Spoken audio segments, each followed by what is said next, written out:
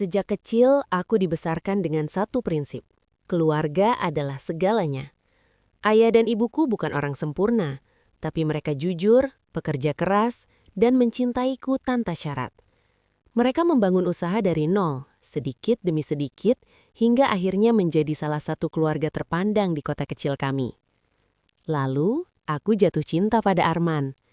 Pria sederhana, tutur katanya lembut, tatapannya seolah selalu mengerti lukaku. Ayah sempat ragu, ibu bahkan terang-terangan menentang. Dia terlalu ambisius, kata ibu suatu malam. Ayah hanya tidak ingin kamu terluka, tambah ayah. Aku membela Arman mati-matian. Aku memilihnya.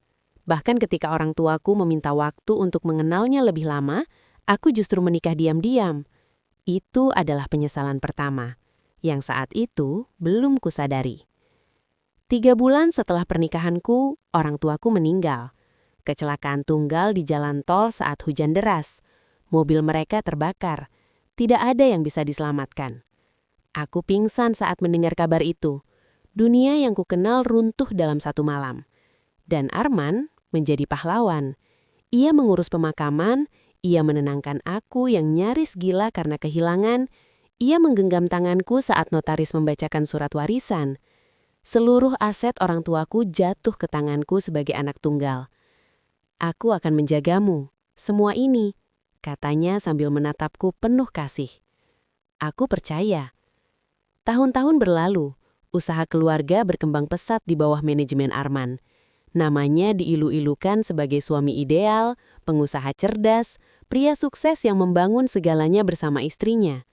Tapi aku perlahan berubah menjadi bayangan.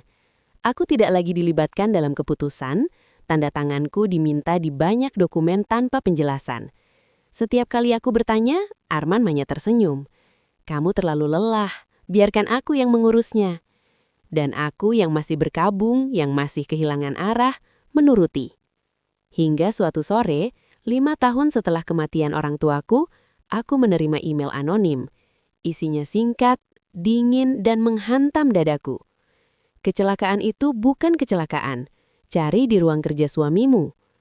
Tanganku gemetar. Aku mencoba mengabaikannya. Tapi malam itu, saat Arman pergi keluar kota, rasa takut mengalahkan penyangkalanku.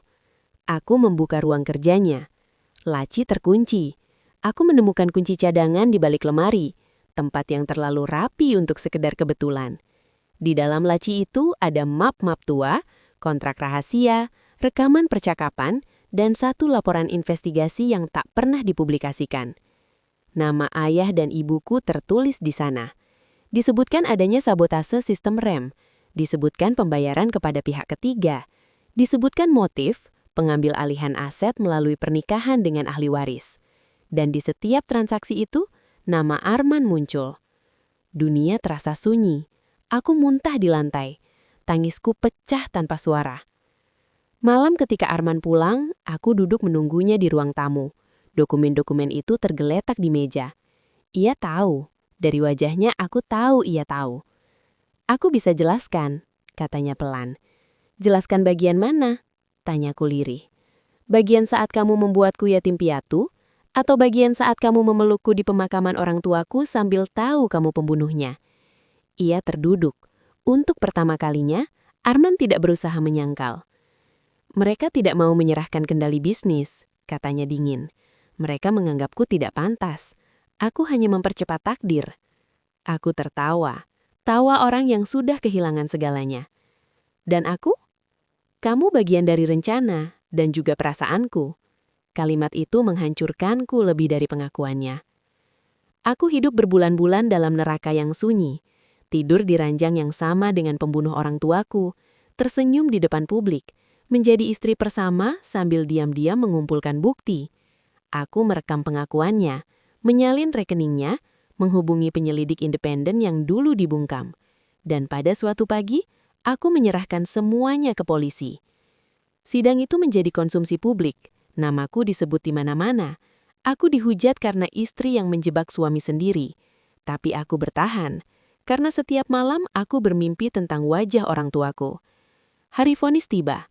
Arman dinyatakan bersalah atas pembunuhan berencana dan Sejak kecil, aku dibesarkan dengan satu prinsip. Keluarga adalah segalanya. Ayah dan ibuku bukan orang sempurna, tapi mereka jujur, pekerja keras, dan mencintaiku tanpa syarat. Mereka membangun usaha dari nol, sedikit demi sedikit, hingga akhirnya menjadi salah satu keluarga terpandang di kota kecil kami. Lalu, aku jatuh cinta pada Arman. Pria sederhana, tutur katanya lembut, tatapannya seolah selalu mengerti lukaku. Ayah sempat ragu, ibu bahkan terang-terangan menentang. Dia terlalu ambisius, kata ibu suatu malam. Ayah hanya tidak ingin kamu terluka, tambah ayah. Aku membela Arman mati-matian. Aku memilihnya. Bahkan ketika orang tuaku meminta waktu untuk mengenalnya lebih lama, aku justru menikah diam-diam. Itu adalah penyesalan pertama, yang saat itu belum kusadari. 3 bulan setelah pernikahanku, orang tuaku meninggal. Kecelakaan tunggal di jalan tol saat hujan deras. Mobil mereka terbakar. Tidak ada yang bisa diselamatkan. Aku pingsan saat mendengar kabar itu. Dunia yang kukenal runtuh dalam satu malam. Dan Arman menjadi pahlawan.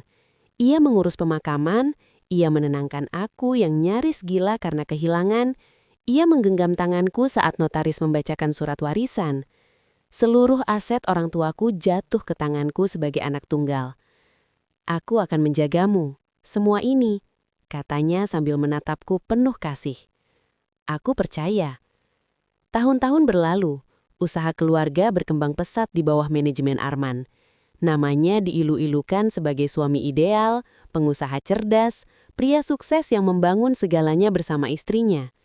Tapi aku perlahan berubah menjadi bayangan. Aku tidak lagi dilibatkan dalam keputusan, tanda tanganku diminta di banyak dokumen tanpa penjelasan. Setiap kali aku bertanya, Arman hanya tersenyum. Kamu terlalu lelah, biarkan aku yang mengurusnya.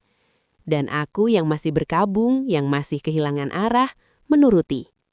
Hingga suatu sore, 5 tahun setelah kematian orang tuaku, aku menerima email anonim. Isinya singkat, dingin, dan menghantam dadaku. Kecelakaan itu bukan kecelakaan.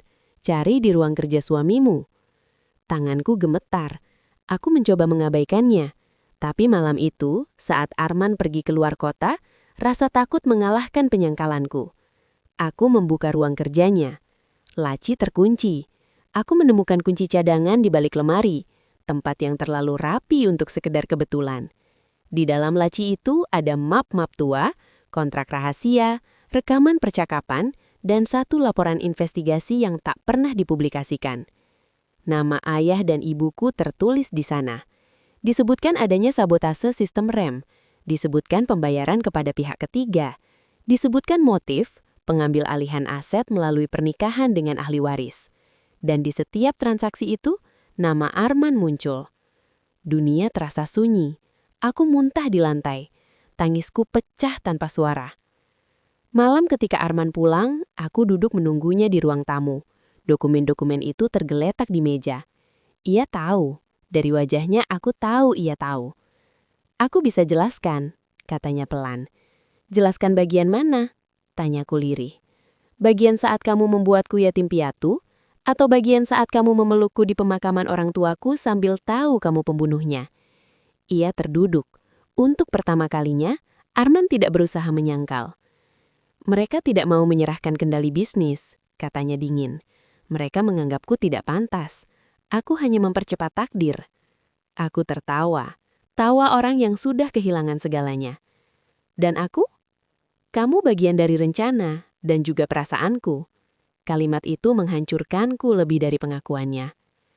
Aku hidup berbulan-bulan dalam neraka yang sunyi, tidur di ranjang yang sama dengan pembunuh orang tuaku, tersenyum di depan publik, menjadi istri persama sambil diam-diam mengumpulkan bukti.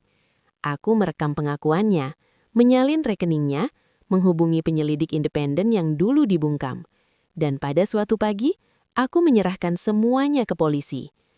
Sidang itu menjadi konsumsi publik. Namaku disebut di mana-mana. Aku dihujat karena istri yang menjebak suami sendiri. Tapi aku bertahan, karena setiap malam aku bermimpi tentang wajah orang tuaku. Hari vonis tiba. Arman dinyatakan bersalah atas pembunuhan berencana dan pencician liar. Saat ia dibawa pergi, matanya bertemu mataku. "Aku tetap mencintaimu," katanya lirih. Air mataku jatuh, bukan untuknya. Aku mencintai diriku sendiri hari ini, dan itu cukup. Kini aku tinggal sendiri di rumah yang dulu penuh kenangan. Harta itu tidak lagi terasa penting. Yang penting adalah satu hal, kebenaran akhirnya berbicara. Dan aku belajar satu hal pahit dalam hidup. Kadang, orang yang paling kita cintai adalah monster yang paling rapi menyembunyikan darah di tangannya. Penjara menutup Arman rapat-rapat, tapi bagiku kisah itu belum selesai. Setiap malam aku masih terbangun oleh bau bensin yang tak pernah ada, oleh suara logam berdecit yang hanya hidup di kepalaku. Orang bilang keadilan telah ditegakkan. Mereka tidak tahu, keadilan hukum tidak serta-merta membunuh rasa bersalah yang tumbuh di dadaku. Karena aku pernah mencintai pembunuh orang tuaku. Itulah hukuman